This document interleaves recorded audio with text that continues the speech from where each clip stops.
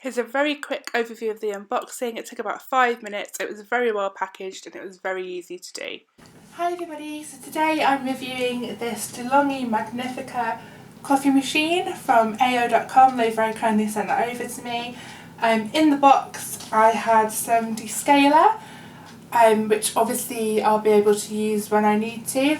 We're not down south anymore, so we're not in a hard water area, but obviously it's still very useful to have and I'll probably still need to use it. Some instructions, which I think I'm going to need. Just the bit for taking it all out of the packaging, which we've already done. There is a coffee clip, so if I register that, our first year service will be free and I will also get some free descaler. There's also some information about what to do if anything goes wrong, warranty and that sort of thing, and there's a guarantee. So when you first get the machine, this will be separate, so all you do is open the door, you pop this in here, so it's just sat in the tray, and then you pop that back where it was with that underneath. So it takes 2 seconds and that's it. So to start off with, I filled that to the max line, like it says in the instructions, and I've just popped it back. Then I need to move this. This is a cappuccino maker. There. I'm going to turn the machine on, which is just a switch at the very back. So it's just the master switch at the very back of the machine. So I'm just going to turn that on and turn everything back around. Every time the coffee machine is turned on, it'll do an automatic preheat and rinse cycle, and it'll also do a automatic rinse cycle when it's turned off as well. So the machine's now on and you'll see that all of the lights are flashing simultaneously there. What I'm going to do is I'm just going to turn the steam knob round anti-clockwise as far as it will go. Just going to deliver some water from the cappuccino maker into the cup that I've left underneath. I believe this is just first time use. And once I've done that, I was to reach round and turn the machine off again, which is what I've done. And then I need to open this bit here. Then I need to put my coffee beans in here, I think. So I'm going to get those now. So my coffee beans go in there. So here's my coffee beans. They smell absolutely delicious. Not really used coffee beans before, so I'm quite excited to see if it makes a better cup of coffee. So I need to put these in here. I don't know how many I was supposed to put in, but as long as it closes it should be fine, I guess. You can also use ground coffee instead, and there's a little scoop there for you, and the instructions are in the booklet if that's what you want to do. You'll see that there's 2 dials here. The first dial is to control the amount of coffee that you'd like in your cup, so the quantity of your coffee. So with the second dial here, that controls the strength of your coffee. So as you move it along towards the max point, more coffee beans will be used and you'll receive a stronger coffee. What it does say is that for both of these, you'll need to probably use the machine a couple of times to work out what's best for you through trial and error. So this here is the coffee mill. It's currently set on 5, it came that way, and the booklet says that that should be about right, but it can be adjusted if it needs to be. If you're finding that your coffee is too weak or it's not creamy enough, then you can obviously adjust everything here, and that's all explained in the booklet for you. So first things first, I'm going to place my cup underneath. So just 1 cup, obviously would go under like that. There is room for 2 cups, which is very, very good. I couldn't stand the thought of having to make them separately for me and my boyfriend. There'd be arguments over who goes first. So I think I'll need to just adjust this to make them fit. There we go, so that's how you would position 2 cups if you wanted 2 cups of coffee, one for you and your friend or your partner. So as you can see, I don't know if you can see from that angle, but they are right over the cups.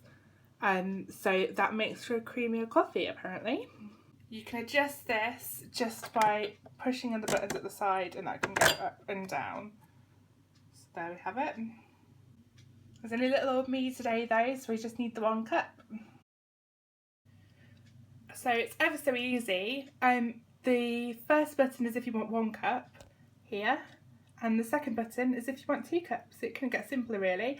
So I'm going to press this button and we'll see what happens.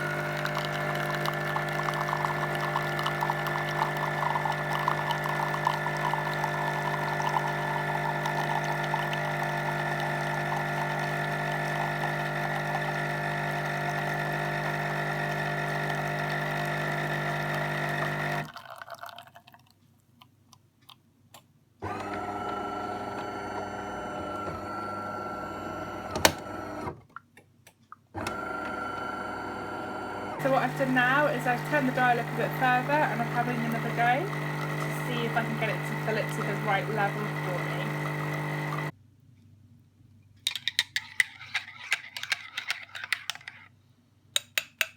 Oh, so that's a proper coffee. Let's see how it tastes.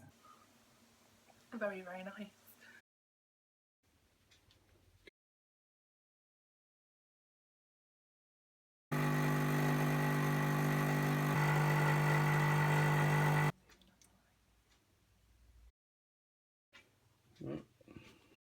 Now that our coffees are made, I'm just going to press the very last button on the top row, which is the steam button.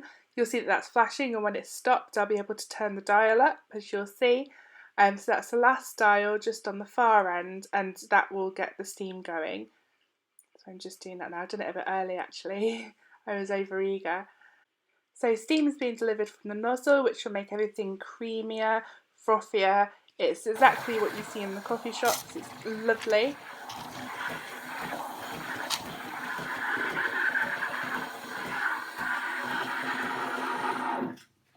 You'll see that I'm using skimmed milk for this, which should give it a richer, denser froth. And it's all done. Perfect! The booklet says you should clean the cappuccino maker after every use, but it's really easy to do and shouldn't take very long at all. Most of the other components need cleaning about once a month, but all of the instructions are in the booklet for you and it seems quite easy to do. The drip tray as well has got a red indicator on it, so that will show you exactly when it needs to be emptied.